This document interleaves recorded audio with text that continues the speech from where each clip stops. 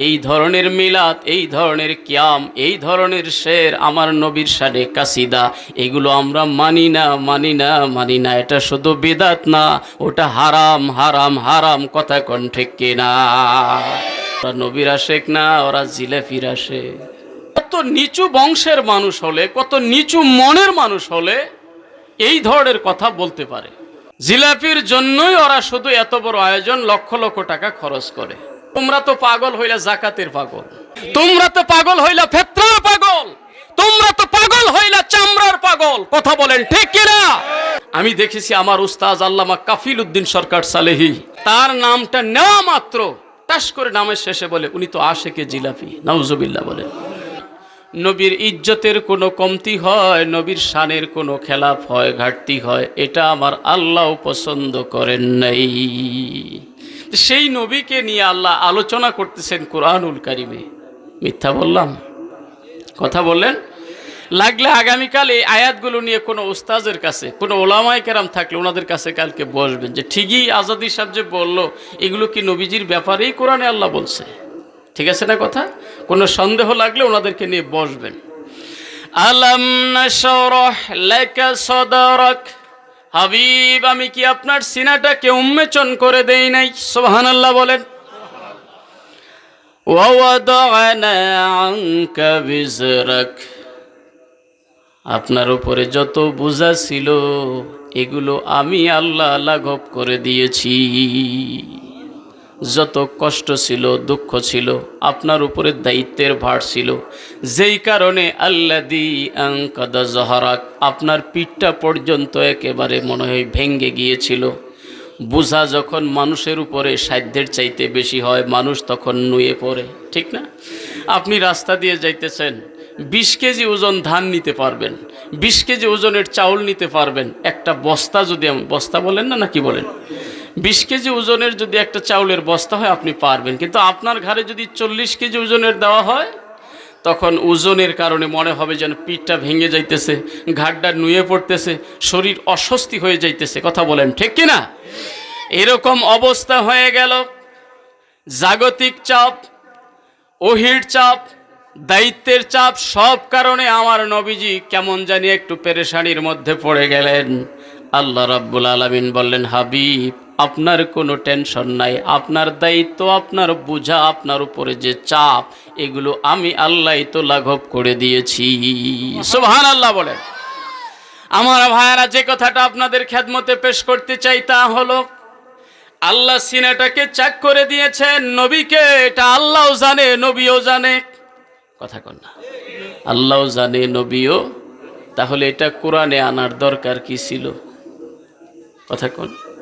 কোরআনুল কারীম এটা আনার দরকার কি ছিল? কিয়ামত পর্যন্ত উম্মতে মুহাম্মদীর এটা তেলাওয়াত করবে। কথা বলেন। আপনি আমি তেলাওয়াত করি কি করি না? যদি কেউ তেলাওয়াত করে আলাম নাশরাহ লাকা সাদরাক, আলাম এর মধ্যে 3টা অক্ষর, নাশরাহ এখানে 4টা অক্ষর, 3 আর 4 কত? 7। আর লাকা এর মধ্যে 2টা, কত হইল? 9টা। সুবহানাল্লাহ বলেন। এই 9টা অক্ষর, এখানে আমার নবীর শানের কথা বলা হয়েছে, নবীকে খেতাব করে আল্লাহ কথা বলতেছে। কিন্তু কেউ যদি এই 9টা অক্ষর তিলাওয়াত করে, সাথে সাথে তার আমল নামায় 9 10 90টা নেকি লেখা হয়ে যায়। মিলাদুন নবী খুব অপরাধ করে ফেলছি আমরা। কথা বলেন ঠিক না? মিলাদুন নবী অপরাধ করে ফেলছি না? জঘন্য গুনার কাজ করছি না? মিলাদুন নবী নাম দিয়ে আমরা কি খালি মিলাদুন নবী, মিলাদুন নবী, মিলাদুন নবী এটাই বলে যাইতেছি? কথা কন না। এক একটা বক্তা এক একটা দিক নিয়ে আমার নবীর, আল্লাহ যাকে যেমন ব্রেন দিয়েছে, এলেম দিয়েছে, যোগ্যতা দিয়েছে, তার যোগ্যতা অনুযায়ী কথা বলে যাবে, আর পাবলিক শুনে মজা পাবে। কথা বলেন ঠিক কিনা? এটাই হলো মিলাদুন নবীর উদ্দেশ্য। আমরা তো ভাই বসে খালি মিলাদুন নবী, মিলাদুন নবী, মিলাদ এটাই বলতেছি না। ভাইয়েরা আমার, বাঁকা নজর এটা বন্ধ করে দেন। কারণ এটা মনে রাখবেন যে প্রত্যেকটা মাহফিলে আমি একটা কথা বলি ভাই, মিলাদো জার সিরাতো, সুবহানাল্লাহ বলেন, মিলাদো জার সিরাতো। কোনো সন্দেহ আছে? সন্দেহ আছে ভাই? তাহলে বাঁকা নজরে কেন? হ্যাঁ, কেউ যদি সিরাতুন নবী করে আমরা সেখানে বাঁকা নজরে তাকাই না, কারণ সিরাতটা তো আমার নবীরই সিরাত। সুবহানাল্লাহ বলেন না? তেজালাম নাশরাহ লাক, এই পর্যন্ত 9টা অক্ষর কেউ যদি তিলাওয়াত করে, তিলাওয়াত করলে আমি বক্তা আপনাদের সামনে কোরআন থেকে তিলাওয়াত করলাম, আমি যদি 90টা নেকি পাই, আপনি বসে বসে শুনলেন, আপনি কয়টা পাবেন? এরকম আমার নবীকে কেন্দ্র করে কোরআনে যত আয়াত রয়েছে, এক একটা অক্ষর তিলাওয়াত করলে সব আছে না নেই? তাহলে শিরোনাম হইল মিলাদুন নবী। কোরআনুল কারীম থেকে যে কোনোভাবেই আয়াত তিলাওয়াত করা হোক, প্রত্যেকটা বক্তা, প্রত্যেকটা মুফাসসির, আলোচক কোনো না কোনো আয়াত নিয়েই তো আলোচনা করে। যতক্ষণ পর্যন্ত আমার ভাইয়ারা এখানে বসা থাকবে, তিলাওয়াত শুনবে, কিছুই যদি নাও হয়, কিছুই যদি নাও হয়, অন্তত তিলাওয়াতকৃত আয়াতের সওয়াবটা তো সে অবশ্যই পেয়ে যাবে। তাহলে কেউ যদি ছলে বলে কৌশলে এই ধরনের কোনো মাহফিলকে বন্ধ করতে চায়, তাহলে বোঝা যাবে ভাই তুমি একটা সওয়াবের কাজ বন্ধ করে দিলা। কথা বলেন? হ্যাঁ, যদি কোনো অশ্লীল কাজ হইতো, ছেলে মেয়ে একত্রে এক জায়গায় হয়ে এখানে যদি নাচ গান করতো, যদি ঢোল বাজাইতো, যদি এখানে বাঁশি বাজাইতো, হারমোনিয়াম বাজাইতো, অশ্লীল যুবক যুবতী মেয়েরা নাচানাচি করতো, আর বলতো ইয়া নবী সালামু আলাইক, ইয়া রাসূল সালামু আলাইক, ইয়া হাবিব সালামু আলাইক, সালাওয়াতুল্লাহ আলাইক, এই ধরনের মিলাদ, এই ধরনের কিয়াম, এই ধরনের শের, আমার নবীর শানে কাসিদা, এগুলো আমরা মানি না, মানি না, মানি না। এটা শুধু বিদাত না, ওটা হারাম, হারাম, হারাম। কথা কোন ঠিক কিনা? আপনারা কি এগুলো করেন? ঢোল বাজায় মিলাদুন নবী করেন? কোনো নাচানাচি হয়? কোনো গান বাজনা আছে? অশ্লীল কোনো কাজ এই যে দিনের বেলা থেকে শুরু হয়ে আল্লাহর মেহেরবানি এখন পর্যন্ত চললো, অশ্লীল কোনো কথাবার্তা কোনো আলেম বলেছে ভাই? কাউকে গালিগালাজ করেছে? কাউকে কটাক্ষ করেছে? তাহলে খারাপের কোন দিকটা ভাই আপনি দেখাইতে পারবেন? পারবেন না। কেউ কোরআন মাজিদ থেকে শুধু তিলাওয়াত করেছে, কোরআন তেলাওয়াত করলে সওয়াব না গুনাহ? আওয়াজ দিয়ে বলেন। কেউ যদি হাদিস থেকে পড়ে থাকে, সওয়াব না গুনাহ? কেউ আল্লাহর জিকির করেছে, সওয়াব না গুনাহ? কেউ হামদে বারি তাআলা পড়ছে, সওয়াব না গুনাহ? কেউ নবীর প্রশংসা করে নাত পড়েছে, সওয়াব না গুনাহ? কেউ দরুদ শরীফ পড়েছে, সওয়াব না গুনাহ? কেউ নবীরে সালাম দিয়েছে, সওয়াব না গুনাহ? তাহলে তন্ন তন্ন করে যদি আপনি কম্পিউটার লাগায় হিসাব করতে শুরু করেন, শুরু থেকে শেষ পর্যন্ত যতক্ষণ মাহফিলটা চলবে, একটা কাজও আপনি দেখাইতে পারবেন না এই কাজটা গুনাহ। তাহলে যেই কাজের মধ্যে কোনো গুনাহ নাই, শুধু সওয়াব আর সওয়াব, সওয়াব আর সওয়াব, পারলে সেই কাজটাকে মোমেন বাহবা দিবে, ধন্যবাদ জানাবে, থ্যাংক ইউ জানাবে। কথা কোন ঠিক কিনা? বিরোধিতা করার কোনো কারণ নাই। এটা আমাদের মনের শুধু কেমন জানি একটু ফেকরা, মনের মধ্যে হিংসা। আমি বলবো ভাই, দল মত সেলসেলা নির্বিশেষে নবী আমাদের সবার নবী। কথা বলেন ঠিক কিনা? জোরে বলেন ঠিক কিনা? নবীর সাথে কোনো দুশ্মনী আছে? নবীর সাথে কোনো হিংসা আছে? তাহলে নবীর নামের আলোচনা হলে কেন আপনি রাগ করেন? কেন আপনি জ্বলেন? আবার কেউ কেউ কি বলবো ভাই, সর্বাঙ্গে ব্যথা, ঔষধ দিব কোথা? কেউ কেউ বলতে বলতে এই পর্যায়ে বলে ওরা নবীর আশেক না, ওরা জিলাপির আশেক। কথা কোন? কিসের আশেক? বলেন না, এতই মানুষ বলে, আমরা বললে আর কি হবে? কিসের আশেক? কথাটা কত নিচু বংশের মানুষ হলে, কত নিচু মনের মানুষ হলে এই ধরনের কথা বলতে পারে? বুঝতে পারছেন কথাটা ভাই? ওরা কিসের আশেক? নবীর। ওরা জিলাপির আশেক। তাহলে বোঝা গেল ওনাদের দৃষ্টিতে এই মানুষগুলো জীবনে কোনোদিন জিলাপি খায় নাই, জিলাপি খাওয়ার মতো যোগ্যতাও এদের নাই। জিলাপির জন্যই ওরা শুধু এত বড় আয়োজন, লক্ষ লক্ষ টাকা খরচ করে।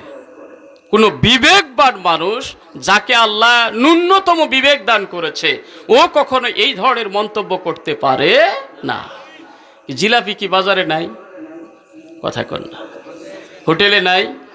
দোকানে নাই? এই যে মাহফিল উপলক্ষে যে মেলা হয়, এগুলোতে কি পাওয়া যায় না? জিলাপি আছে, পেঁয়াজু আছে, গুলগুলি আছে, সিঙ্গারা আছে, সবই আছে। ঠিক না ভাই? এখন এই কথাকে কেন্দ্র করে আমি তাদেরকে বলতে চাই, ও ভাই, তোমরা কি জীবনে জিলাপি খাও না? জিলাপির সাথে এত শত্রুতা কেন তোমাদের? কথা কোন? জিলাপির সাথে এত দুশ্মনী কেন? জিলাপি তো একটা সুন্নতি খাবার। কথা বলেন না? মিষ্টি কি সুন্নতি খাবার না? কথা বলেন, মিষ্টি সুন্নতি খাবার, তখন তো আমরা বলতে বাধ্য হয়ে যাই। কেউ রাগ করবেন না।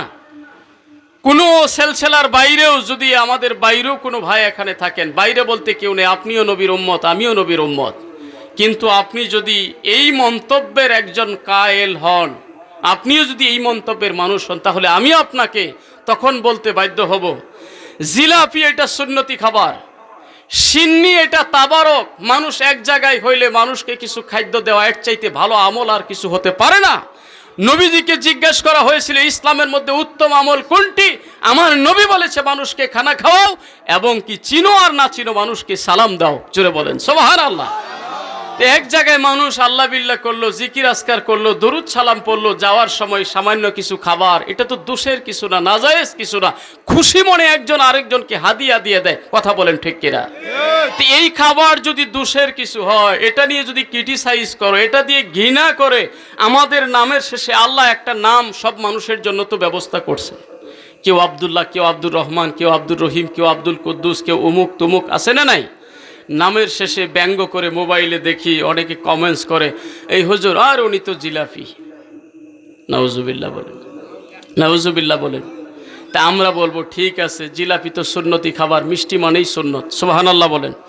এই খাবারটারে তোমরা এত অবজ্ঞা করলা, তখন তো আমরা বলতে বাধ্য হয়ে যাই যে জিলাপি তো ভাই তোমাদের ভাগ্যে জুটবে না, সিন্নি তো তোমাদের ভাগ্যে জুটবে না, ভালো খাবার হাদিয়া তো তোমাদের ভাগ্যে জুটবে না। তোমরা তো পাগল হইলা জাকাতের পাগল, তোমরা তো পাগল হইলা ফেতরার পাগল, তোমরা তো পাগল হইলা চামড়ার পাগল। কথা বলেন ঠিক কিনা? এটা এমনি সাদে বলি না, আক্রোশে বলি না, মন থেকে খুবই তখন কথাটা চলে আসে। ভালো খাবার যে পছন্দ করে না, ওই জন্য কুকুর নিয়ে মানুষ মাঝে মাঝে মন্তব্য করে, কুকুরকে যত ভালো খাবার দাও সে ওই বাজারের পিছনে একবার যাইয়েই ছাড়বে। কথা কন না? এটা বলতে বাধ্য হয়ে যায়। ভাই রাগ হইলেন আপনারা? রাগ হইলেন? এটা বলতে বাধ্য হয়ে যায়। এই সিন্নি নিয়ে, জিলাপি নিয়ে তোমাদের এত আক্রোশ কেন? জিলাপি কি ওটা খাবার না? যদি হালাল পন্থায় একজন মানুষ খুশি হয়ে কেউ কাউকে তাবারক হিসাবে দেয়, তাহলে এটা নিয়ে তোমাদের এত আক্রোশ কেন, মাথা ব্যথা কেন? আমি দেখেছি যদি সাধারণ জনতা হইতো, স্কুল পড়ুয়া একজন ছেলে হইতো, তাহলে এগুলো নিয়ে কথা বলতাম না। মোটামুটি আলেম, মোটামুটি মানুষ ওদেরকে শ্রদ্ধা করে, মুফাসসির, ওই লোকগুলো এই ধরনের বাজে মন্তব্য যখন আমি দেখেছি, আমার উস্তাজ আল্লামা কাফিল উদ্দিন সরকার সালেহি বারাকাল্লাহু ফি হায়াতি, সকলে বলেন আমিন, তার নামটা নেওয়া মাত্র টাস করে নামের শেষে বলে উনি তো আশেকে জিলাপি। নাউজুবিল্লাহ বলেন। হয়তো আমারে কেউ চিনে না, আমার নামের শেষে লেখে না, চিনে আমারে কয়জনে, কিন্তু ওই সমস্ত ব্যক্তিদের সামনে তোমরা কেন এই কথাটা লেখো? উনি আশেকে রাসূল, উনি নবীকে সালাম দেয়, নবীর উপরে দরুদ পড়ে, নবীর মিলাদ নিয়ে কথা বলে, এই জন্যই উনি আশেকে জিলাপি হয়ে গেল। এগুলো হলো বেয়াদবের বাচ্চা বেয়াদব। কথা বলেন, এগুলো বেয়াদবের বাচ্চা বেয়াদব। তা না হলে অত বড় একজন আলেমের সামনে এরকম বহু বড় বড় আলেম, ওনাদের দোষটা কি? ওনারা মিলাদের পক্ষে কথা বলে। আহারে, তুমি একবার চিন্তা করলা না মিলাদটা কার? কথা বলেন, কথা বলেন।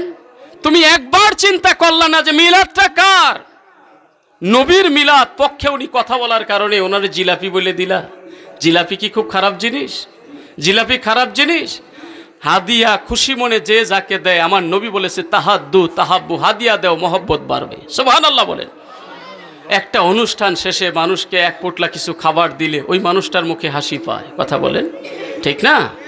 মানুষের মুখে হাসি ফুটাইলে আমার আল্লাহ, সুবহানাল্লাহ বলেন, সুবহানাল্লাহ বলেন, হাসরের দিন বলিবেন খোদা হে আদম সন্তান, তুমি মোরে সেবা করো নাই যবে সিনুরুগে অজ্ঞান। মানুষ বলিবে তুমি প্রভু করো তার, আমরা কেমনে লইব তোমার পরিচর্যার ভার। বলিবেন খোদা দেখনি মানুষ কেঁদেছে রোগের ঘরে, তারি শুশ্রূষা করিলে আজি পাইতে আমায় পাশে। জুড়ে বলেন মারহাবা।